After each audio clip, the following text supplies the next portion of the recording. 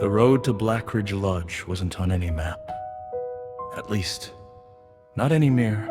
Elliot noticed it first, a narrow, broken lane cutting through the forest just beyond the rusted sign that read, Blackridge, closed since 1998.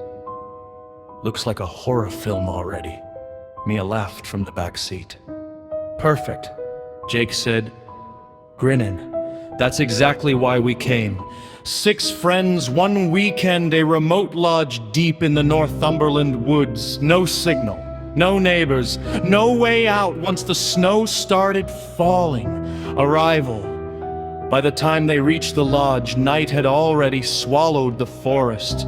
The building stood tall and crooked, its wooden frame groaning softly as the wind pushed against it. One upstairs window creaked open, then slowly shut. "Nope," Mia whispered. "That's not normal." "It's just the wind," Elliot said, though even he didn't sound convinced. Inside, the air smelled wrong, damp, rotting, like something had been left behind. "Charming," Olivia muttered, wrapping her coat tighter. Jake flicked the lights on. Nothing. Again. This time, the bulbs flickered, then glowed a dim yellow. "See, totally safe," Jake smirked. That's when they heard it, a faint sound from upstairs, a slow, dragging noise, the first sign. "Probably rats," Liam said quickly. "Rats don't sound like footsteps," Mia replied. Silence. No one moved. Then, dirt, directly above her. Olivia flinched. "Someone's here." "That's impossible," Elliot said. "No one's been here for years." Jake grabbed a torch. "Only one way to find out." "Of course he said that. They always do." Upstairs, the staircase groaned under their weight. Each step felt like it might collapse. At the top, a long corridor stretched into darkness, lined with doors on both sides. One of them was open, slightly, and something was moving inside. Jake pushed it open.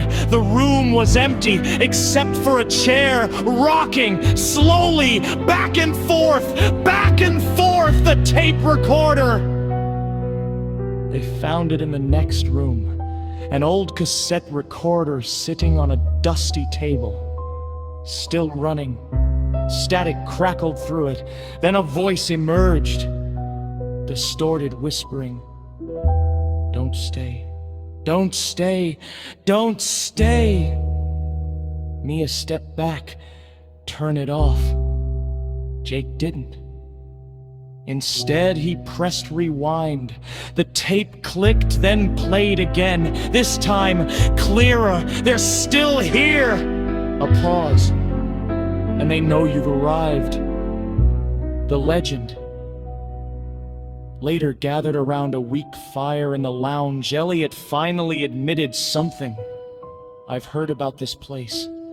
"Of course you have," Olivia snapped. "Now you tell us." "It used to be a winter retreat," he continued, "until one night, everyone inside disappeared." "Disappeared how?" Liam asked. "No bodies, no signs of struggle, just gone." Mia swallowed. "That's not possible." Elliot shook his head. "Locals say the forest took them." Jake laughed. "Yeah, all right, and I suppose the trees started walking too?" Elliot didn't laugh. "People who go missing out here," he said quietly, "aren't always gone." The first disappearance.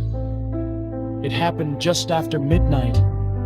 Olivia went to the bathroom. She never came back. At first, no one noticed. Then Mia knocked on the door. No answer. She pushed it open. Empty. The window was still shut. No way out, no sign of Olivia. Just one thing written on the mirror in something dark, still wet. "You next!" The panic! Everything fell apart after that. Liam wanted to leave immediately. "We're not staying here. In this storm," Jake snapped, "we won't make it 5 minutes." Elliot checked his phone. No signal. Of course, Mia started crying. "We need to call someone." "You think I haven't tried?" Elliot said. Another sound echoed through the lodge, a whisper. Soft, close. Mia, she froze. That was Olivia. But Olivia was gone. The truth begins to show. Jake refused to believe any of it until he saw her standing at the end of the corridor. Olivia facing away. "Oi!" he called. Enough jokes. She didn't move. He stepped closer. Olivia, slowly, her head tilted. Too far, too unnatural. Then she turned, her face wrong, eyes hollow, smile stretched far too wide. "Jake," she whispered. And then she ran at him. The chase.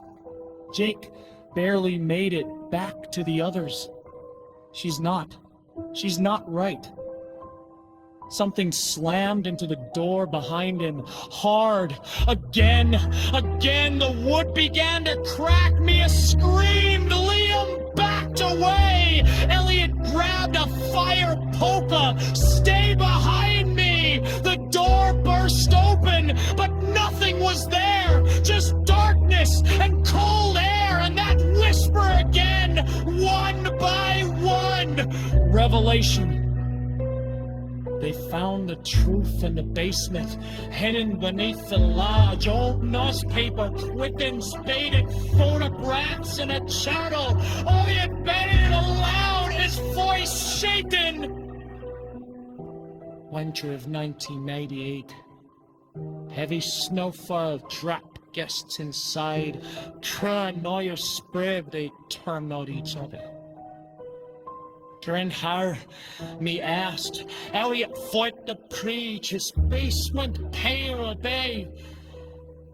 This touch.